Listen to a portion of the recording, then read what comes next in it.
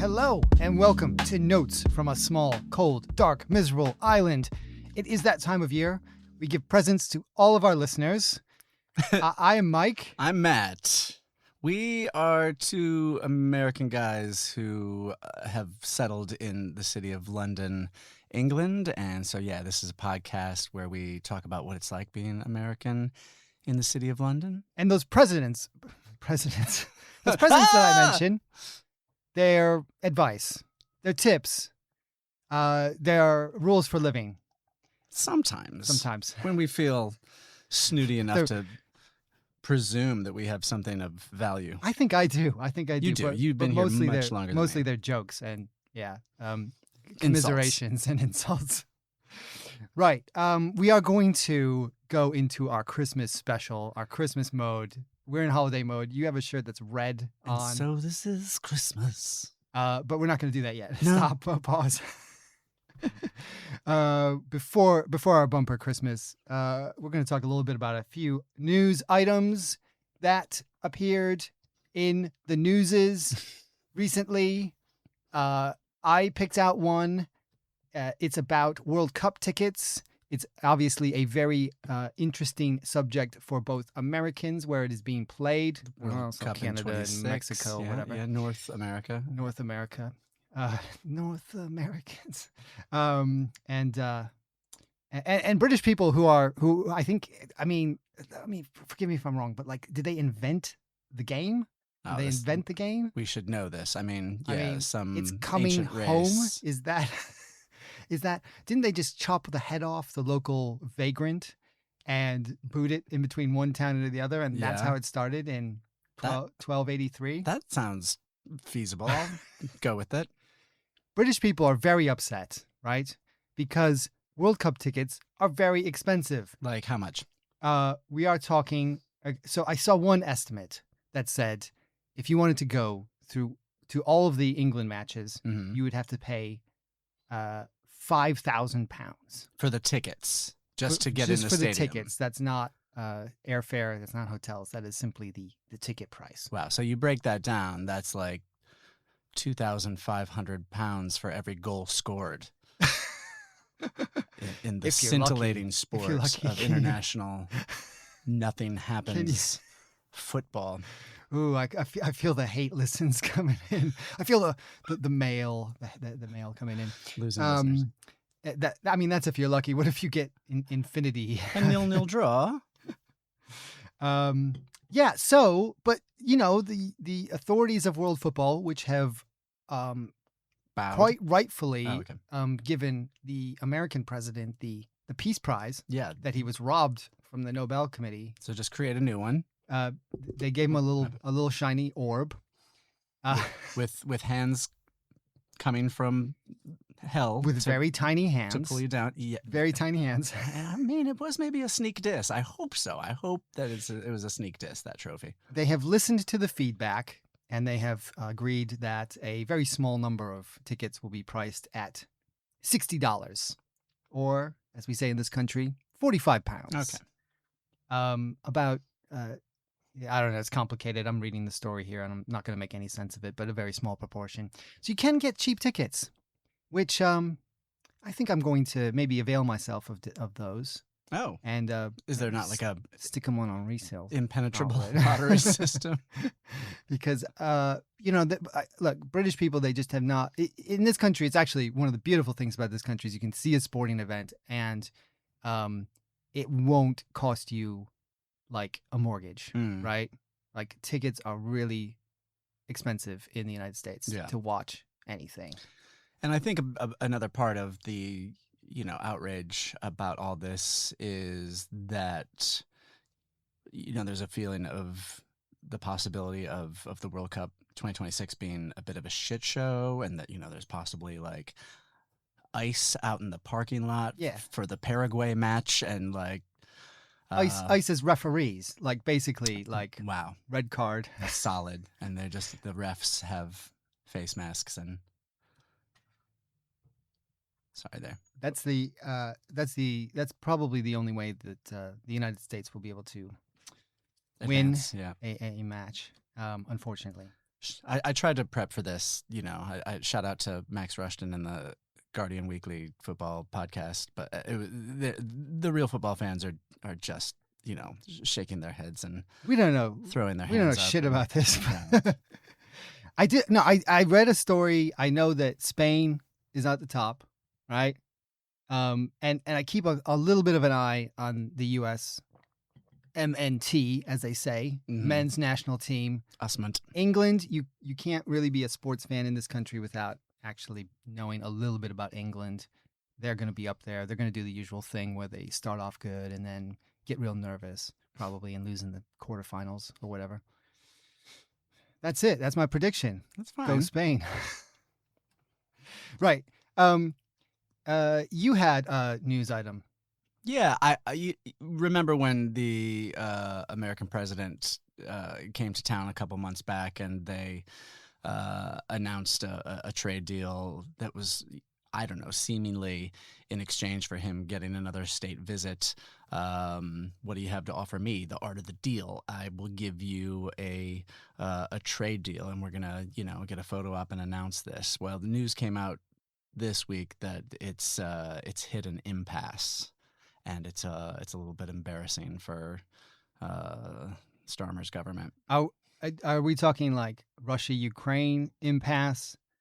Or are we talking Epstein files impasse? Yeah, no, I mean, just some foot dragging. It looked like it was very like tech and AI involved this deal to begin with, and so I don't know.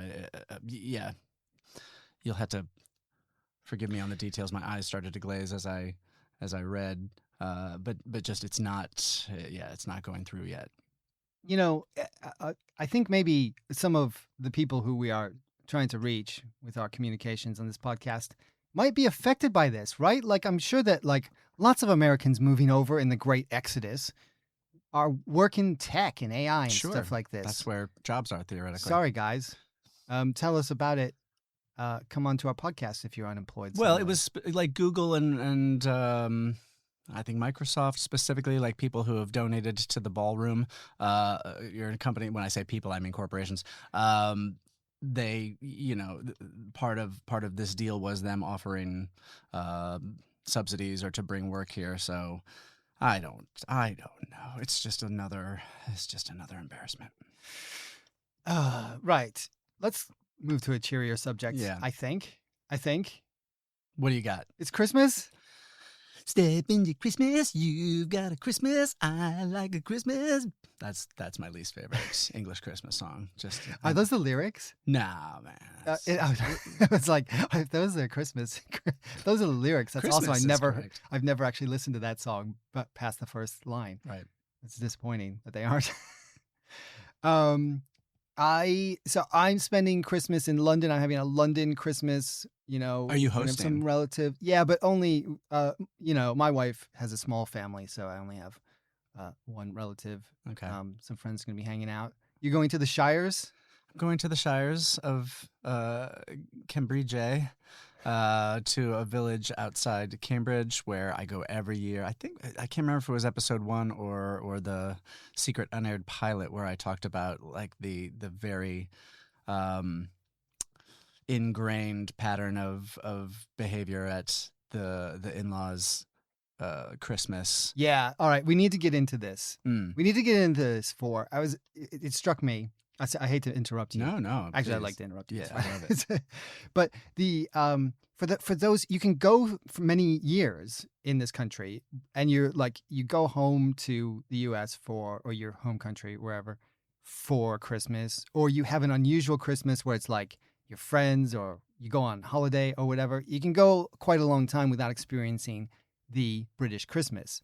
And not necessarily the traditional British Christmas, but the modern traditional British Christmas. So why don't you paint a picture of what that looks like? Sheesh. From your perspective. Very specific. Yeah. Mileage may vary. I know. And at some point, my in-laws may actually listen to this. So I don't want to like. We're going to be very respectful. However, we are going to poke fun at the weird idiosyncrasies of the Brit people. It's Christmas at my in-laws' place is a joyously sedentary time of togetherness. And the word that I always use is churn, and that is the Churn. the churn of the, and I definitely talked about this. I think it was in the pilot. The churn of the dishwasher, just in that you get up, you just manage the kids' behavior all day. This is 3, 7, and unders running around in at Granny's house. And so, you get up, you have breakfast, the dishwasher churns. Then it's time for a cup of tea, the dishwasher churns. There's a continual action of people offering you things to drink, things to snack, then an actual lunch. Then we convene at the table, and then we clear that table, and then the dishwasher churns. As the dishwasher churns should be the title of this incredibly Lots boring of dishes soap are opera. being used. Yeah, Lots of things are being eaten. and then Drunk. and then it just sort of revolves around holiday time television or movies. There's a jigsaw puzzle being done in one room.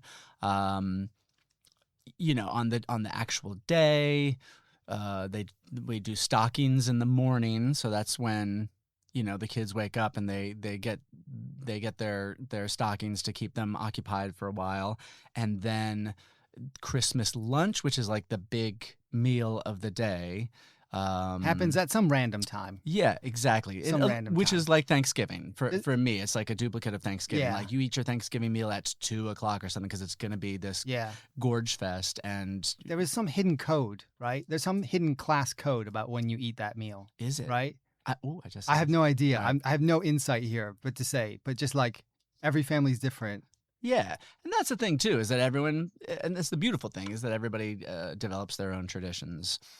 So yeah, big Christmas lunch, do the crackers, wear the hats, and then the gift orgy happens after lunch is cleared out, and that comes with another churn, with a coffee churn, and a bar of dark chocolate, or somebody's provided some. The kids have to wait until after dinner, but they have their stockings in the morning, which are full of like fun little doodads. And how long do you think you can perpetuate that for?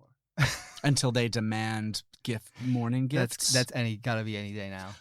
Well, I think it is possible because my wife and my sister-in-law are like the keepers of the flame of this, and even before the kids were born, they kept doing the stockings, the doodad stockings. The adults in the room did this. Yeah, well, the adult children. Okay, were saying like, no, this is how we do it. We do stockings, right, and there's one orange and one 50p coin in the stocking. Now, an American innovation that I have insisted upon is they used to use some of my mother-in-law's just old long bed socks as the stockings, and after a certain number of years, I just expressed revulsion. And so so then I went on the website and purchased some fanciful stockings for the actual kids that are applique, plush, snowman, elf, and reindeer, and now we put the stuff inside these cutesy stockings. Okay. American families, they have their embroidered Jonathan and Ashley, stockings, and they. Let me roll this one by you. So, like, the stocking is placed in the child's bed. This is another weird thing. That's a thing that can happen. Yeah, but not us. Not you. They no, They do the old mantelpiece because Granny and Grandpa do have a fireplace. I was very disappointed because in the house that we used to live in, and actually, I think in the house that we're currently living in. I have to check. I haven't been there for very long. There is a mantelpiece. I'm like, this is perfect. This is the perfect setup.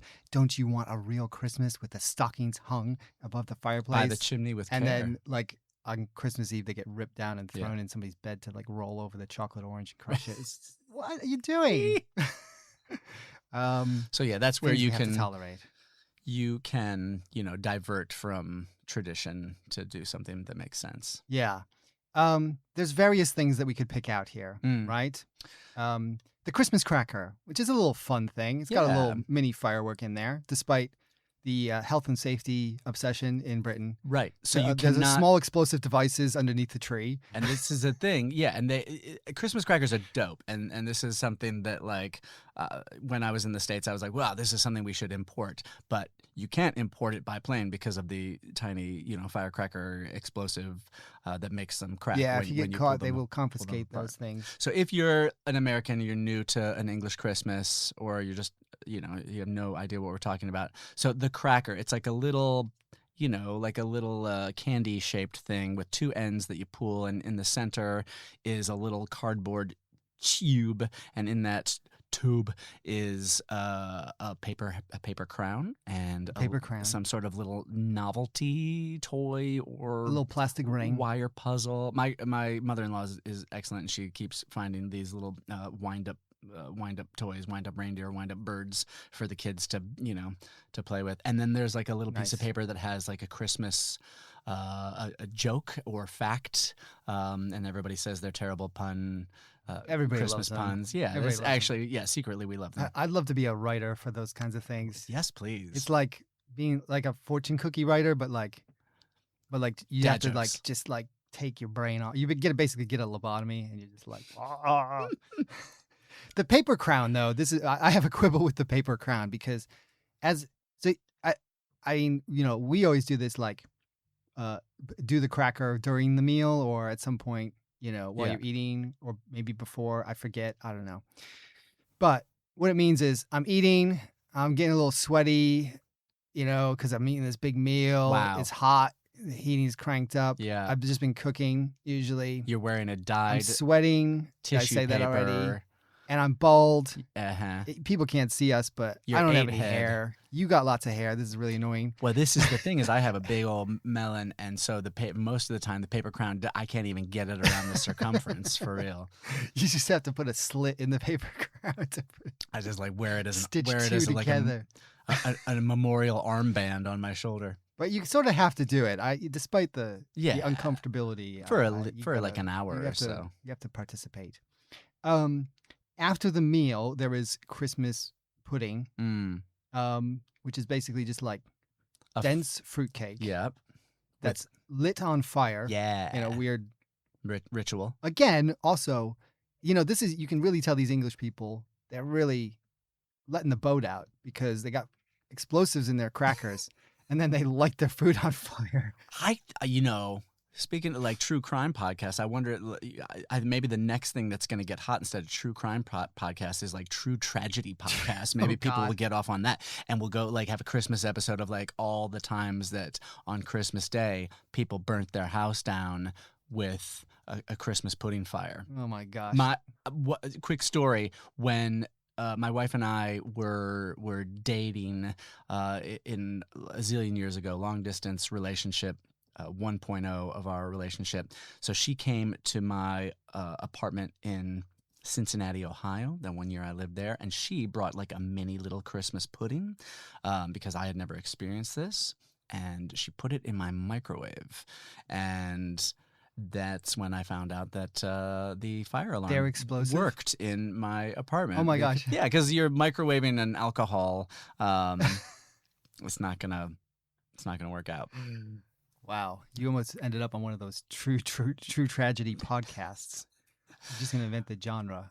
I'm now just reevaluating what we're doing with this thing. Maybe we should just talk about like things that explode every week. Yeah. What else do we got that explodes? That's what Americans are into. Right. Oh, but I have another tragedy for Please, you. please. Okay, let's talk about the Snowman, right? Okay. So, yes, this was a thing I had to learn about. Americans, we have our tried and true Christmas holiday animated specials. Charlie Brown Christmas, Charlie Brown. Rudolph the Red-Nosed Reindeer. But the number one here is The Snowman, based on the works of the cartoonist and children's book writer Raymond Briggs. Yeah. So yeah, the snowman, a boy builds a snowman and it comes to life. And then they go on a merry jaunt and they eventually end up flying. We're flying in the air. And there's a beautiful Riders song. on the storm. Did you ever notice that? We're flying through the riders on the storm. in Santa's house we're born. Sorry. But it's you want yeah. Spoiler alert. Spoiler alert if you've never seen it. Fucking thing melts at the end. And the show just cuts to credits. It's a hard cut. It is such a hard cut. The boy goes out, finds overnight. This is a little bit like the snowy day. Ezra Jack Keith. The boy finds that his beloved snow thing has melted. In Snowy Day, Peter is like, it's okay, there'll be more snow tomorrow. In the Snowman... There'll be presents right after we eat dinner and put on our paper crowns. But in the Snowman, he goes out to the field, the snow has melted, and he just drops to his knees, credits roll. And children are like, what are you doing to me? It's chilling. I'm trying to express something profound about the British psyche here, but I think you just did. That's it. Right. But happier traditions, maybe. That's the thing. The 29 minutes of that film are absolutely beautiful and joyous until the end, right? Like, it's actually a genuinely lovely thing. The music is great. I'm sorry, I'm doing it over David Bowie's narration is weird, but it's oddly appropriate. It exists in some versions, not all the versions. David Bowie comes out in the 80s. David Bowie. This is deep. And he's like, I remember being a boy in the Cotswolds, and one year there was a snowman, and you're like, oh, you were the boy. You're the boy, and that's why you wrote Space Oddity, because it was depressing. All right, so the Snowman. That's the Snowman. Mm-hmm. I think. Yeah, you have to get into that. It's sort of is it a child thing? I think people of all ages can appreciate that. Totes. Although I did one time show it to my grandmother, rest her soul, and she was pretty baffled. Your American grandmother. Yeah. Anyway, we try. Christmas number 1. Yes. Do you know anything about it this year? Who are the runners and riders? Okay, so just a little background again for totally clueless Americans. If you've seen the film Love Actually, they kind of cover this. They kind of give you that's right. Yeah, because it is actually the premise Bill Nye, of the Bill you're like, Nye. oh yeah, clearly Bill Nye is pop star. That guy's sexy as hell. Like, okay, all right. Bill Nye, I guess he's like the Cliff Richards stand-in that movie. Anyway, so for some reason, UK culture at large / journalism, what's number 1 at Christmas beyond all other days, what's the number 1 song on the charts is of massive importance. And so having the Christmas number 1 is a big story every year. You can put money on it. Yeah. I remember I won a lot of money when that really miserable song, this is maybe 10, 15 years ago. It was like in Donnie Darko or something. Oh, Mad World. Yeah, that's it. Yeah. And everyone's like, gosh, that's going to be a terrible Christmas number 1. So it could just be, what's hot right now. Excuse me. It could be a novelty record. Yes, or a charity record. There was a run of 2 or 3 years where these guys just kept having, and this is the lowest art form in the world, but parody versions of pre-existing songs. Who would do that? Yeah, whack. And they had, but there was 3 years of these songs about sausage rolls. Remember this? Yeah. And all 3 of it was Lad Baby. Lad Baby was the guy's name. Okay. I'm pretty sure about that. But all those songs were about sausage rolls. There you go. Oh my gosh. I suppose those are not specifically Christmas, but they are sort of associated with the wintertime season. So there's a tangential link there. So this year, it's like Kylie Minogue has a new Christmas song, so she's really going for it. But apparently that's a Christmas theme song? It is an actual Christmas theme song. All right. Apparently the last 2 years, it has been just Wham! Last Christmas again, which famously wasn't number 1 when it actually came out. But has been since in the last couple of years. But this is the thing, is what are the charts anymore with the streaming of music and the radio is not as important a thing anymore. What is number 1 on the charts? Don't they account for all that stuff these days? Yeah. There's a whole formula. So yeah. Oh, and there's a. But there is. Go Kylie. There is a. Yeah. But there is a. Brian Eno, Peter Gabriel, Nena Cherry charity single for Palestine. Okay. That's gonna make a run for it, but I don't think it'll make it because it's not because it's like it's a bit of a mournful song. It's called Lullaby. It's not something that they're gonna give 20 spins on Radio 2. So. Right. Nice try. Good cause. Yeah. Okay. That's good. It's a big phenomenon. It's actually probably, I believe, to be announced the Saturday before. So we should know in the next couple of days. Oh, I'm just rubbing my hands together. You're with ready for it. anticipation. I'm gonna look at the odds. Just a little bit. Little stocking filler. What else? The King's Speech. Yeah. Formerly known as the Queen's Speech before it changed gender, like everything else these days. So angry about that. Don't tell Mike why he's not emotionally prepared. Let me ask a personal question. Is this something that's observed in your family Christmas? 100%. Sit down? Yeah. 100%. And this Okay. is the thing of like getting the kids Likewise. to chill out because we're going to watch the King's Speech. And I find every time that I'm able to actually watch it and I'm not like off chasing a child, that it always like affects me more than I think it's going to. I think they, call me a royalist, but I think they do a good secret royalist. I think they do a good job with the writing of it. It's always very inclusive. It hits the right notes. Can you imagine if the King of America came on and did this and would just use it as an opportunity for a rambling airing of grievances and bizarre digressions about windmills and the best year ever. This year is better than all years. We did some great murders. We did some great bombings. All right. No, wait. I said I would not do an impersonation. No, the King's. I'm with you on this because it is reflective. It will refer to current events, particularly if they. Oh, this year is going to be interesting. Obviously, with the guy, the prince formerly known as Andrew. Everybody's got to change things these days. Yeah. Everyone's changing their names these days. Yeah, they always sort of check in on the family and like check in on the family. I suppose it'll be more about the doing cancer diagnosis of the king and the the princess. This kind of thing might have a mention. They act humble about it. Yeah. And yes, you're right. It tends to be sort of inclusive. It's usually a mention of some sort of good work being done by some charity workers in the East End of London, or but the writers, Durham or somewhere.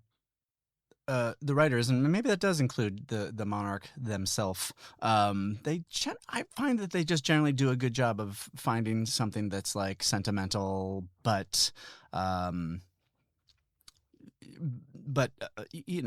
does feel like it's something that could bring people together. Yeah.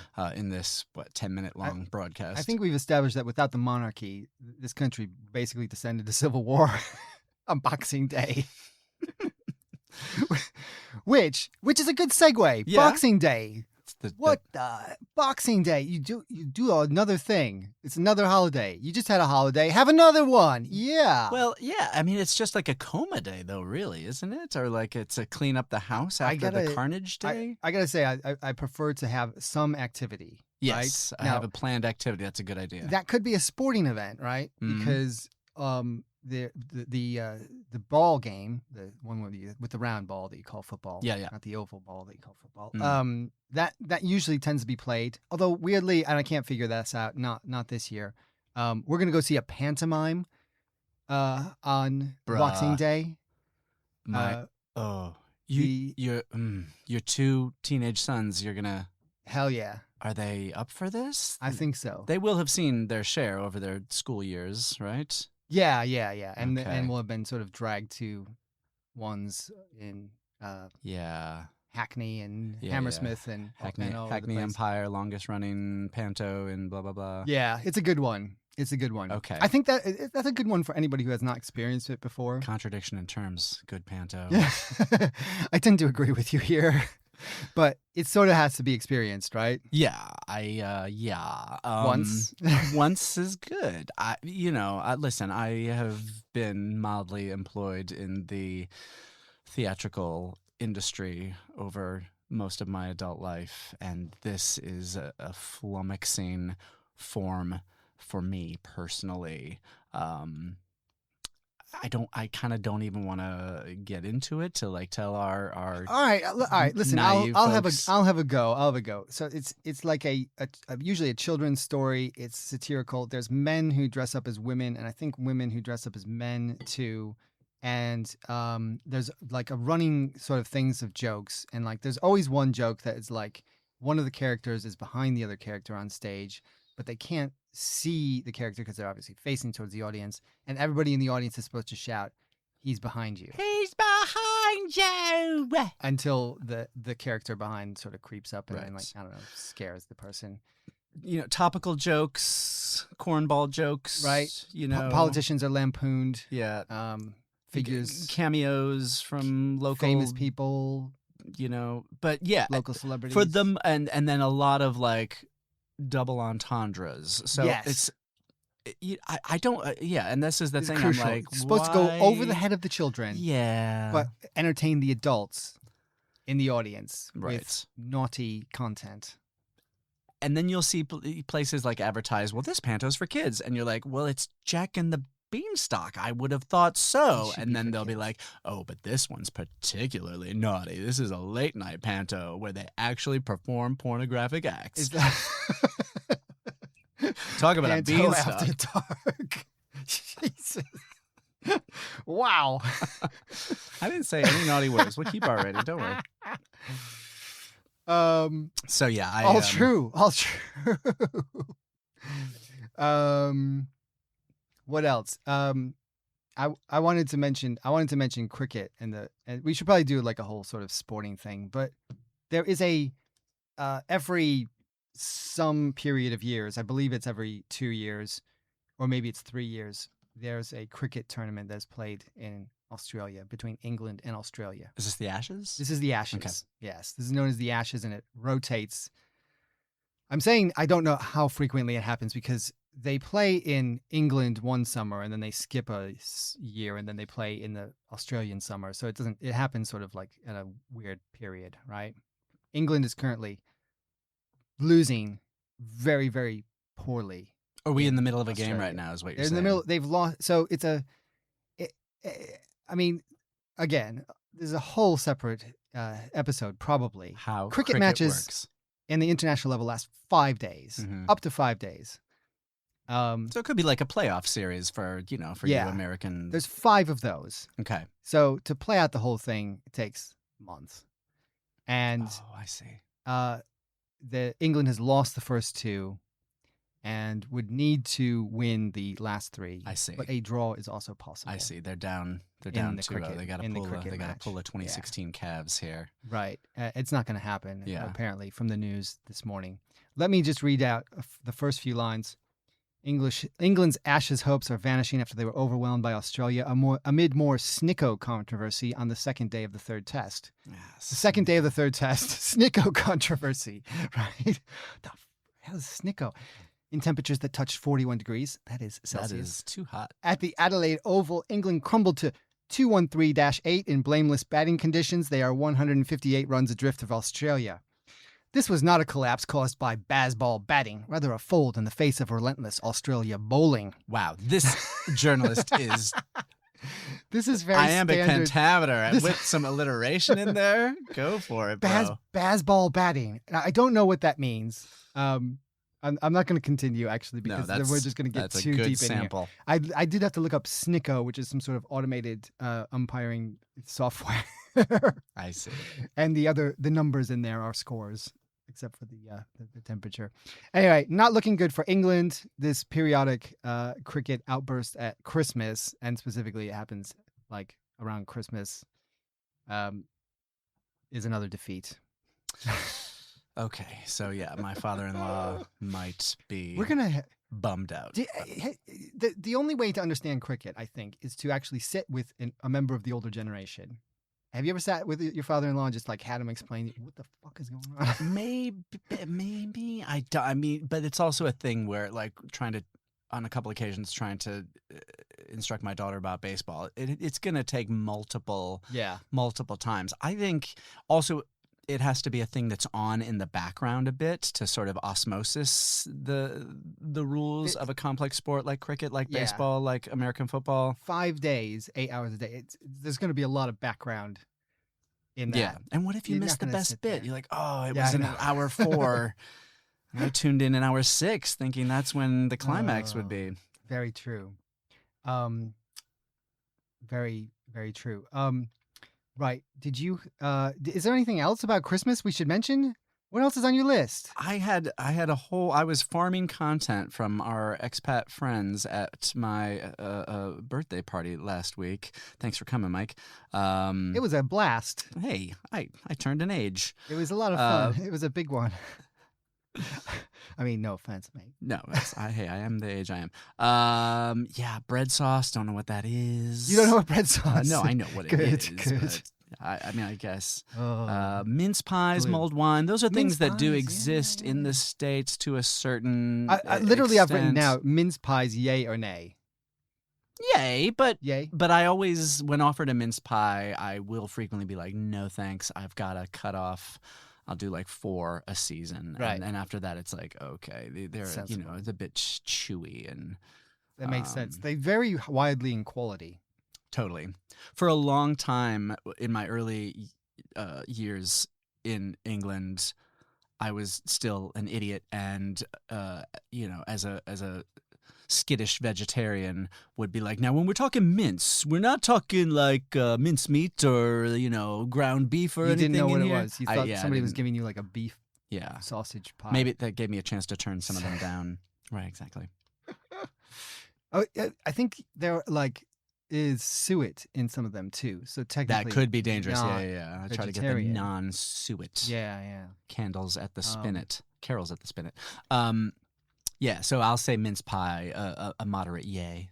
Yeah, I'm good with a mince pie. Okay. A quality mince pie. That's fine. What was the other thing that you mentioned? Not bread sauce. Yeah, bread sauce. Mulled wine. Yeah, mulled wine. Yeah. Yeah. Always low ABV though, so it's a little. But if you want some, some warm alcohol, you could do worse. Yeah. You could do worse, like eggnog.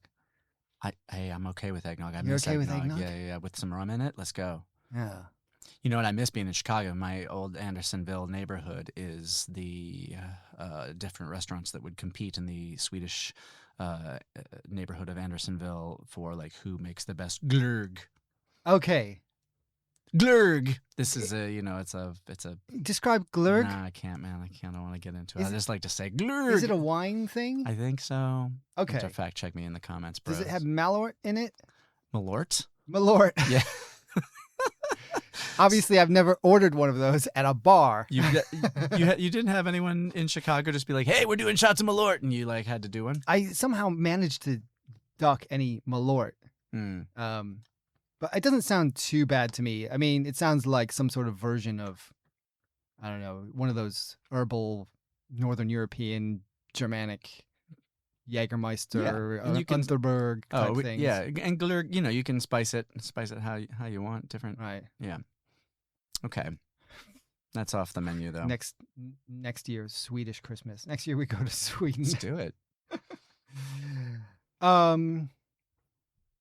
You know what? I think. Is there anything else on your list? No. Did you want to do any recos, or are we out of time? Do you have a recommendation? Well, I saw you had a reco, and I think you've actually finished this book, whereas I'm still in the middle of a book, so I might just save it for a future one. Right. Okay. So. I actually haven't finished this book, but I've read enough of it to get the gist. I get the gist. To recommend it to people. However, I would say that it is sort of advanced expat studies, advanced immigration. I wouldn't suggest this to anyone who's been in Britain for less than a few years, because it's an old book. Right. It's called How to Be a Brit. Now, the author is a guy named George Meekish.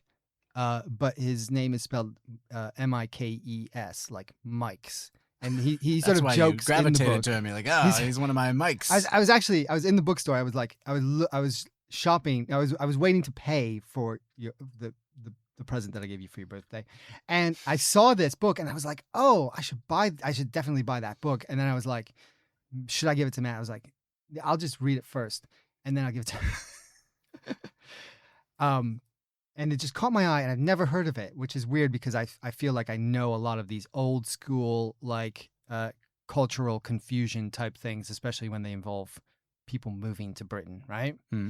This book is from the 1950s. Oh, and wow. Yeah, it's not a new book. Okay. It's a Hungarian guy who moved during the war, and wrote this funny book about English people, and sort of you can kind of like, I say it's for the advanced expat because some of this stuff just doesn't apply anymore, right? Yeah. And you have to sort of like have sort of first knowledge of like how weird the country is before you sort of see how weird it was in the past. Yes. Right.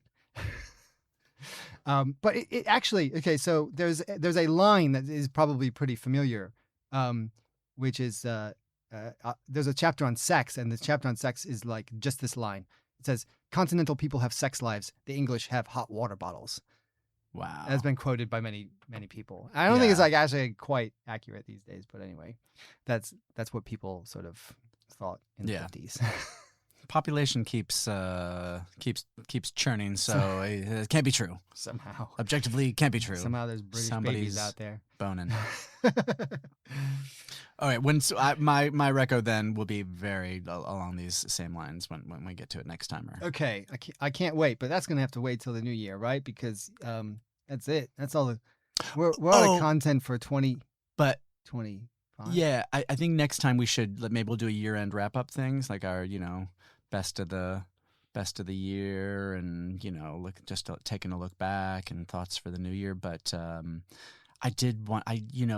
we haven't yet established a theme song for the show. Oh, you have a possibility. Yeah. But I don't know whether how repeatable it's going to be, because in this festive season time, I got a little preoccupied with issues of the Yule tide. But I just want to run it by you. You got a little ditty. All right. Yeah. All right. Just for a theme song. Go for it. Bong bum bum bum bum bum bong bum bum bum. It's podcast time. This one's got a real long name. In this podcast, I'm gonna say if London is cool or lame. But in this world of limeys, we don't get no pumpkin pie. Boozy pudding's lit on fire at Christmas time. Dump ticka dump ticka dump ticka dump ticka dump ticka dump. But just beware. Don't go to the panto show. The jokes are old, and there's references and rituals that we don't know. There are other festive options, and there is extra time to kill. Well, days off back home, it's 1, but here it's 2.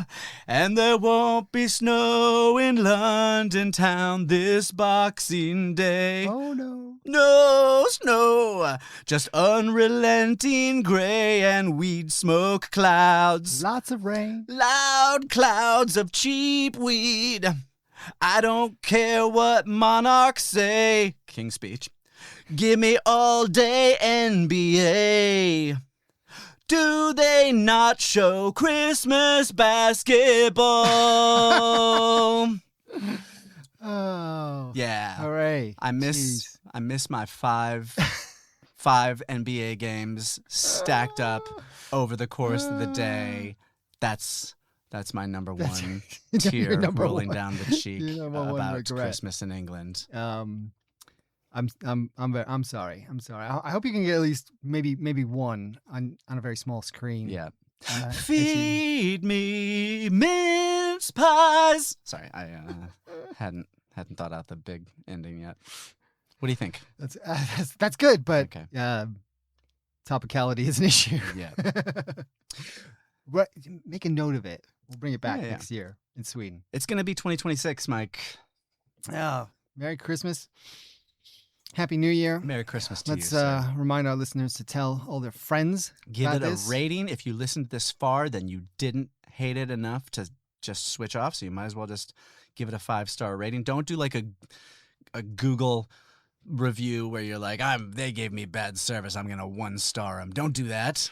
Kind of a Scroogey Grinch, are you? Yeah, I know. Seriously, it's like Christmas time. 5-star. 5 stars all the way. Also, like money. You gotta donate. Yeah. We don't have any mechanism to do that, but we will in the new year. But more importantly, in the new year, we will have we'll be back. We'll have more chats. We'll have a rundown of the previous year. Maybe. I think we just came up with that now, and we're gonna have some special guests. I hope so. Some very British people and some very American people. Okay. Like hopefully both. We're gonna have British Americans. Incredible. You're looking at me as if I know who these people are. Booked yet? I don't know. No, but we will. It will happen. Mike, would you say that this is probably our longest episode yet? Would you say that this was a bumper episode? I would say it's a cracker. Thanks a lot. Merry Christmas. Peace out. Happy Christmas. Happy Christmas. Goodbye.